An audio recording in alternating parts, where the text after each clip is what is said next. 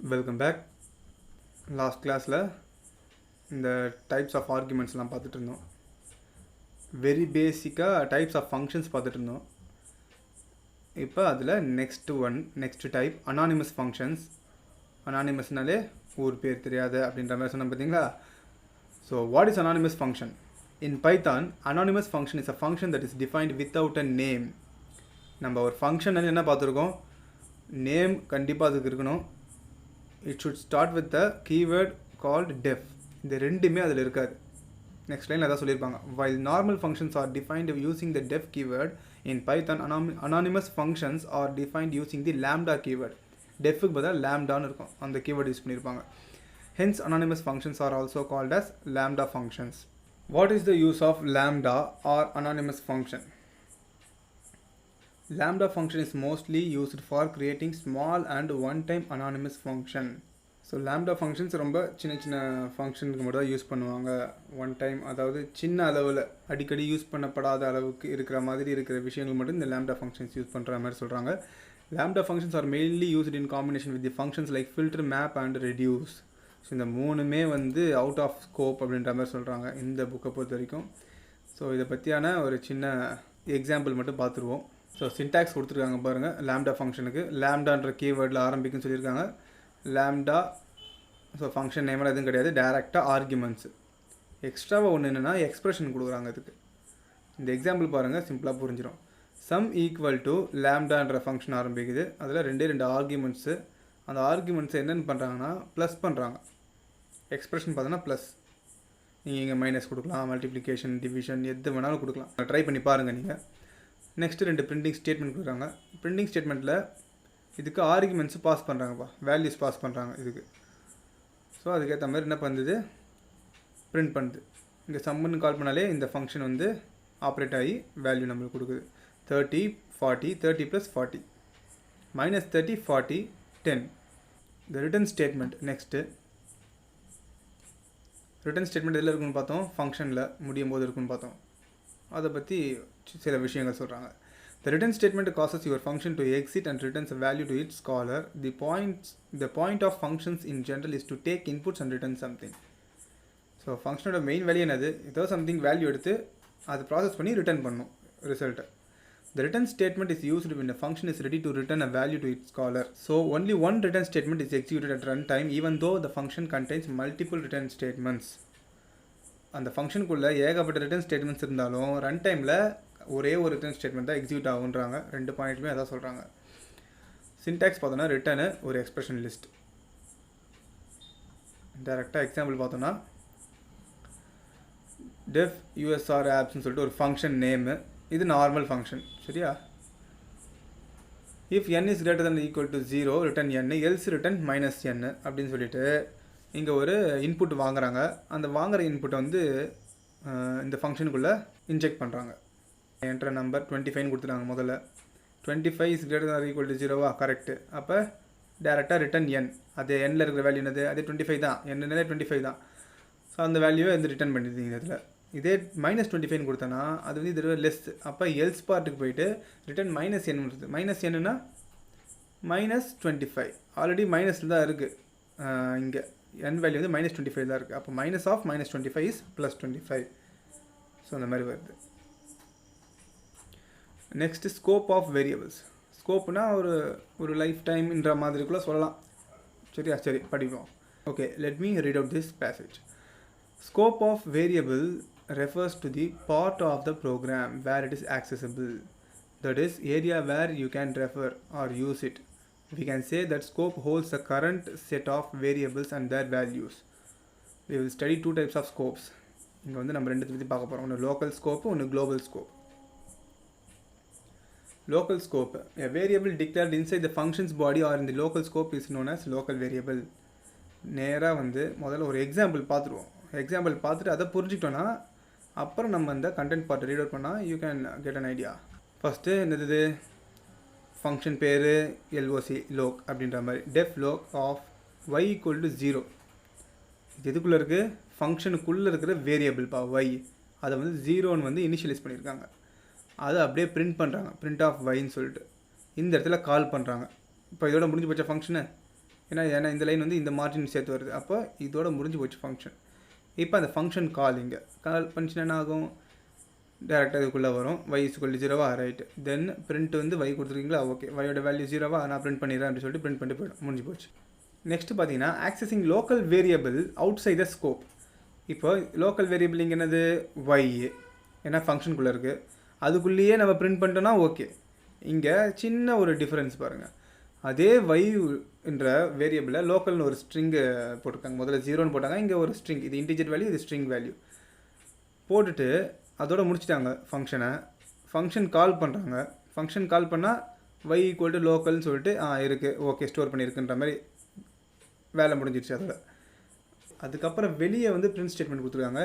எந்த வேரியபிளை கால் பண்ணுறாங்க, ஃபங்க்ஷனுக்குள்ளே இருக்கிற லோக்கல் வேரியபிள், இந்த ஃபங்க்ஷனுக்கே உண்டான அந்த வேரியபிளை வெளியே கால் பண்ணுறதால என்ன காட்டுதுன்னா ஒரு எரர் காட்டுது. நேம் y இஸ் நாட் டிஃபைன்டுன்னு காட்டுது. நீங்கள் இந்த பிரிண்ட்டை உள்ளே கொடுத்துருந்தீங்கன்னா ஓகே, சரி நாங்களாம் ஒரே இடத்துல இருக்கோம் அப்படின்ற மாதிரி. வெளியே கொடுத்துட்டிங்கன்னா அது வந்து செல்லாது. Because it is a local variable for that particular function. அந்த ஃபங்க்ஷனுக்குள்ளேயே பிரிண்ட் கொடுத்தா அது பிரிண்ட் ஆகும். நீங்கள் அதை வெளியே வந்து கால் பண்ணிங்கன்னா வராது. இப்போ நம்ம இந்த கண்டென்ட் பார்ட்டை பார்க்கலாம். A variable declared inside the function's body or in the local scope is known as local variable. Rules of local variable. A variable with local scope can be accessed only within the function or block that is created in. சரிங்களா, அந்த ஃபங்க்ஷனுக்குள்ளேயே தான் நம்ம print கொடுத்தா தான் அது வந்து print ஆகும். இப்போ ஒரு எக்ஸாம்பிள் பார்த்து தான், when a variable is created inside the function or block, the variable becomes local to it. ஒரு ஃபங்க்ஷனுக்குள்ளே ஒரு வேரியபிள் க்ரியேட் பண்ணுறோன்னா அந்த பர்டிகுலர் ஃபங்க்ஷன் மட்டும் தான் அது சொந்தம் அப்படின்ற மாதிரி. A local variable only exists while the function is executing. அதோட லைஃப் டைம் பார்த்தோன்னா எவ்வளோ காலம்னு பார்த்தோன்னா அந்த ஃபங்க்ஷன் எக்ஸிக்யூட் ஆகிற வரைக்கும் தான் அந்த லோக்கல் வேரியபிளோட lifetime. The format arguments are also local to function. Obviously அந்த வேரியபிள்ஸுக்கு பாஸ் பண்ணுற வேல்யூஸும் லோக்கல்ன்ற மாதிரி சொல்கிறாங்க. Next global. So local scope over, இவ்வளோ தான். சிம்பிளாக உங்களுக்கு புரிஞ்சிருக்குன்னு நினைக்கிறேன். Next global scope. இதுக்கு அப்படியே ஆப்போசிட்டாக இருக்கும் global. A variable with a global scope can be used anywhere in the program. இந்த anywhere தான், used anywhere in the program தான் இதில் கீவேர்டு மாதிரி. இது வேணால் கூட அன்லைன் பண்ணிக்கோங்க. It can be created by defining a variable outside the scope of any function or block. Directly, we are coming to this example code snippet. இதில் பார்த்தோம்னா c = 1 இதுதான் குளோபல் வேரியபிள்ப்பா. ஏன் அப்படி இருக்குன்னா நீங்கள் டக்குன்னு பார்த்தோன்னே தெரிஞ்சுக்கலாம். It's defined outside the function.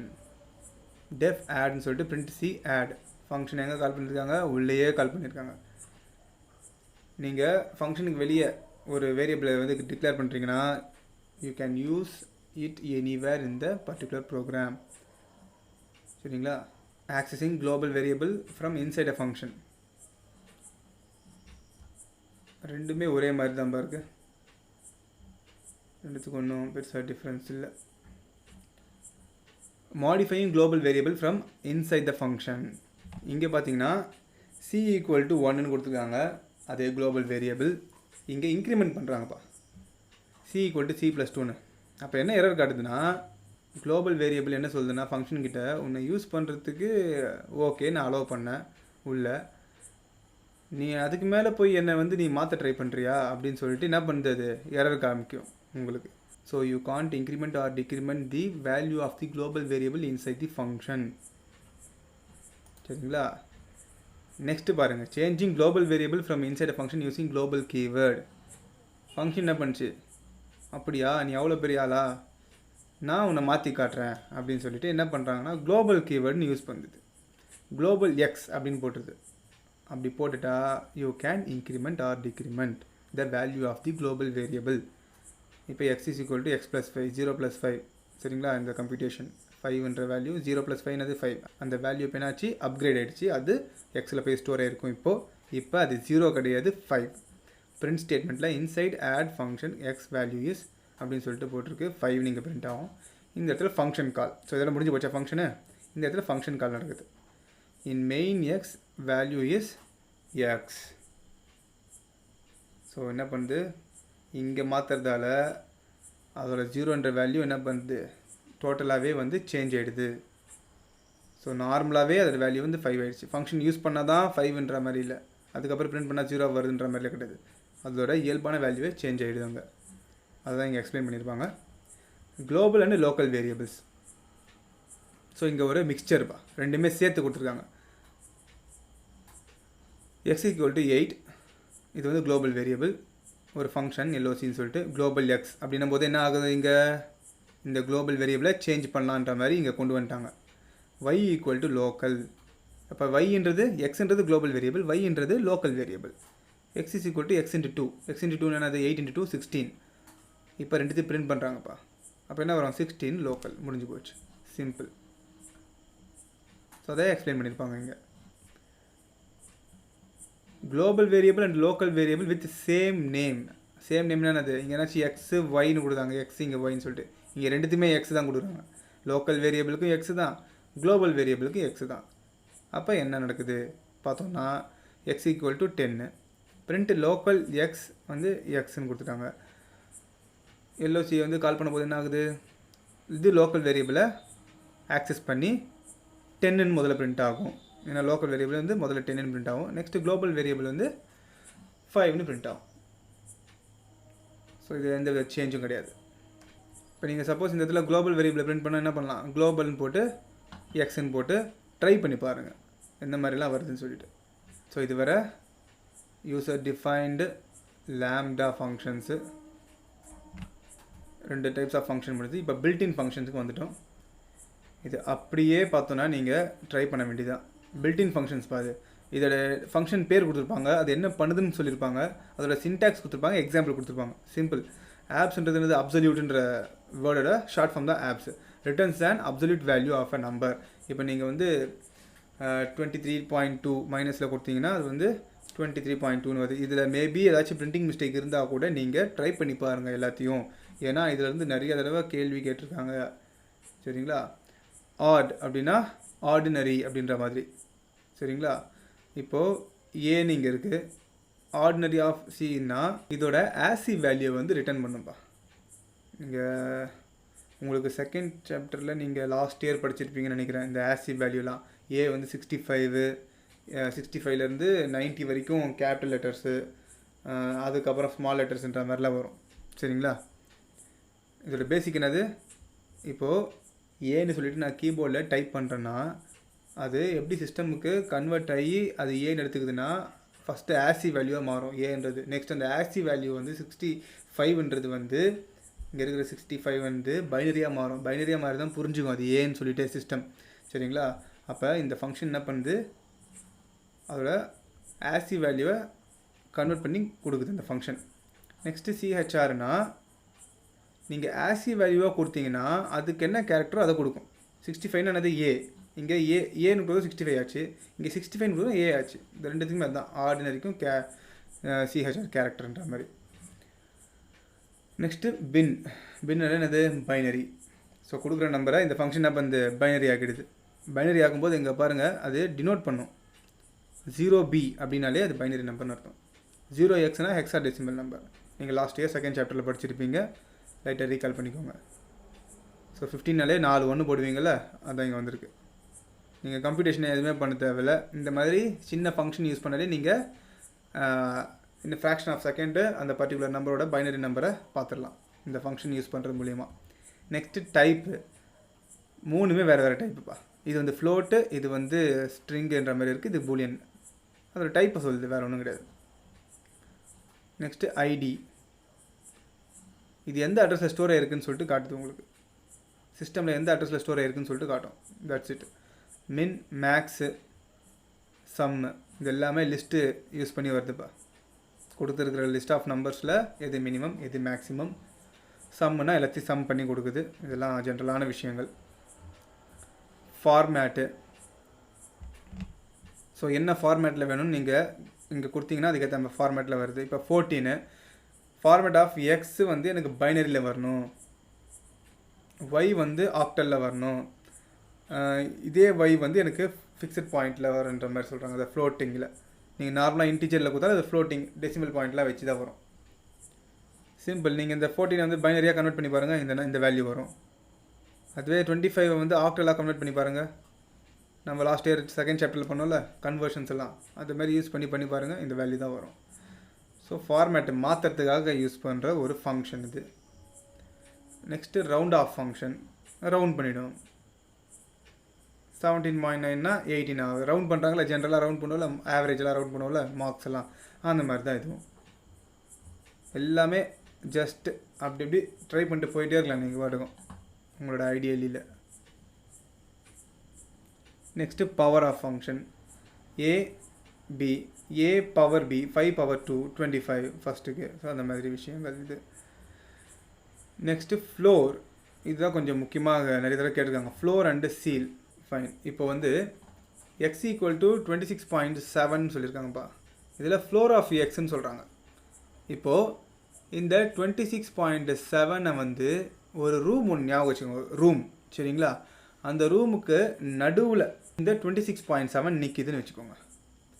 அதோட ஃப்ளோர் அப்படி என்ன இருக்கும், ஃப்ளோரில் கீழே, ஃப்ளோர்னால் கீழே சரிங்களா. ஃப்ளோர்னால் கீழேனா 26.7க்கு கீழே இருக்கும் 26 இருக்கும். அதுவே நீங்கள் இங்கே பார்த்தீங்கன்னா சீல்னா சீலிங்கு, சீலிங்கோட ஷார்ட் ஃபார்ம் தான் சீல்னு சொல்லியிருக்காங்க.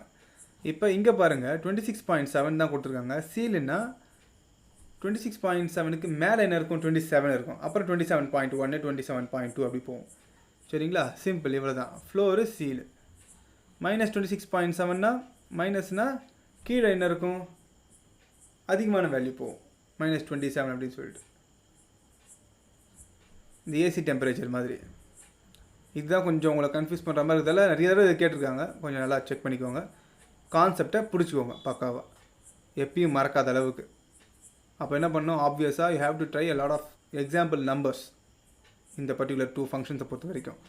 நெக்ஸ்ட்டு ஸ்கொயர் ரூட்டு, இதெல்லாம் சொல்ல தேவையில்லை, உங்களுக்கு என்ன ஃபங்க்ஷன் பண்ண உங்களுக்கே தெரியும். Next composition in functions. What is composition in functions? The value returned by a function may be used as an argument for another function in a nested manner. ஆக்சுவலாக இந்த ப்ரோக்ராம் வந்து எக்ஸாக்டாக இது ஆப்டாகவே இல்லைப்பா சரிங்களா. இதில் என்ன சொல்லியிருக்காங்க பார்த்தீங்கன்னா, the value returned by a function may be used as an argument of another function, argument for another function in a nested manner. This is called composition. So இது வரைக்கும் மட்டுமே நீங்கள் எடுத்துக்கோங்க. எடுத்துக்கிட்டு இந்த எக்ஸாம்பிள் பார்த்துக்கோங்க. என்ன சொல்கிறாங்க, ஒரு ஃபங்க்ஷன்னு கொடுக்குற வேல்யூவை இன்னொரு ஃபங்க்ஷன் வந்து ஆர்குமெண்ட்டாக எடுத்துக்குதுன்றாங்க சரிங்களா. இப்போ இந்த ஃபங்க்ஷன், இந்த ப்ரோக்ராம் பார்த்தீங்கன்னா டெஃப் ஆட்னு சொல்லிட்டு ஒரு ஃபங்க்ஷனு எக்ஸ்னு, அது என்ன பண்ணுது, ரிட்டன் பண்ணுது, அந்த கொடுக்குற வேல்யூ கூட ஒன்று ப்ளஸ் பண்ணி ரிட்டன் பண்ணுது. ஸோ இதோட இந்த ஃபங்க்ஷனோட வேலை முடிஞ்சு போச்சு. இந்த ஃபங்க்ஷன் என்ன பண்ணுது, கொடுக்குற வேல்யூ கூட 2 மல்டிப்ளை பண்ணி ரிட்டன் பண்ணுது. இப்போ இங்கே பிரிண்ட் ஸ்டேட்மெண்ட்லாம் கொடுத்துருக்காங்களா, adding 2 to 5 and multiplying the result with 2. இங்கே பாருங்கள், இதுதான் main, multiply of add of 5. So அதுக்கு தன கரஸ்பாண்டிங் ப்ராக்கெட்ஸ் எல்லாம் போட்டு க்ளோஸ் பண்ணியிருக்காங்க, பார்த்துக்கோங்க. மொத்தமாக பிரிண்ட் ஸ்டேட்மெண்ட்டுக்கு ஒரு ப்ராக்கெட்டு, தென் மல்டிப்ளைன்ற ஃபங்க்ஷனுக்கு ஒரு ப்ராக்கெட்டு, தென் ஆட் ஆஃப் ஃபங்க்ஷனுக்கு உள்ள ஒரு ப்ராக்கெட் சரிங்களா. இப்போ மல்டிப்ளை ஆஃப் ஆட் ஆஃப் 5னா முதல்ல ஆட் ஆஃப் 5ன்றது எக்ஸிக்யூட் ஆகும். இந்த ஆட் ஆஃப் 5 கால் அடிக்கும் போதே டக்குன்னு எங்கே போகும், இங்கே போகும். So X is equal to 5. அப்போ 5 + 2 அப்படின்னு சொல்லிட்டு ரிட்டன் பண்ணுது. எங்கே, இங்கே என்னென்னு 5 + 2 7 சொல்லிட்டு இங்கே ரிட்டன் பண்ணுது. இப்போ இந்த ஆட் ஆஃப் 5ஓட வேல்யூ வந்து 7, மல்டிப்ளை ஆஃப் 7. இப்போ இந்த ஃபங்க்ஷன் கால் ஆகுது. ஆஃப் 7 போகும்போது இங்கே 7ன்னு போயிடுது. 7 × 2 14, 14ன்ற வேல்யூ இங்கே ரிட்டன் ஆகிடுது. அப்போ ஆட் ஆஃப் 5 இந்த பர்டிகுலர் ஃபங்க்ஷனோட ரிசல்ட்டு இதுக்கு ஆர்குமெண்ட்டாக வருதுன்றாங்க. இதுதான் காம்போசிஷன் இன் ஃபங்க்ஷன்ஸ். இப்போ இதை ரன் பண்ணோன்னா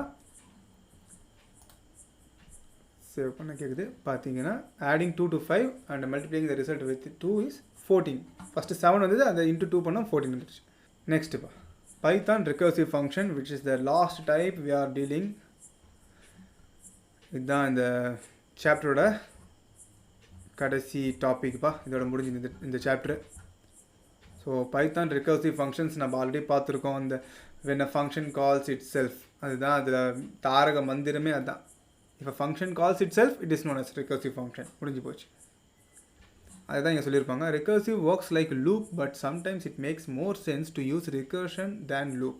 லூப்ன்றதை விட recursionன்ற விஷயத்தில் தன்னோட ஐடென்டிட்டியை கொஞ்சம் நல்லாவே காட்டுன்ற மாதிரி சொல்கிறாங்க. you can convert any loop to recursion. A recursive function calls itself. Imagine a process would iterate indefinitely if not stopped by some condition. எப்படி இமேஜின் பண்ண சொல்கிறாங்க, எந்த கண்டிஷனுமே இல்லாமல் ஒரு ப்ராசஸ் வந்து ஐட்டேட் ஆகிட்டே இருக்குது அப்படின்னா அப்படியே இருக்கிற மாதிரி. such a process is known as infinite iteration. இன்ஃபினைட்டாக லூப்பாக போயிடக்கூடாதுன்ற மாதிரி இருக்கிறதுக்காக கூட நாம் வந்து என்ன பண்ணுவோம், ரெக்கர்சிவ் ஃபங்க்ஷன் யூஸ் பண்ணுறோம். ஸோ இந்த ப்ரோக்ராம் ஃபஸ்ட்டு பார்த்தோன்னா எப்படி ரெக்கர்ஷன் ஒர்க் ஆகுதுன்றது புரியாதுப்பா, கொஞ்சம் வந்து கன்ஃபியூஸ்டாக இருக்கும். ஒரு இமேஜ் ஒன்று எடுத்திருக்கேன், இதை பாருங்கள். இப்படி தான் ரெக்கர்ஷன் வந்து ஒர்க் ஆகும்.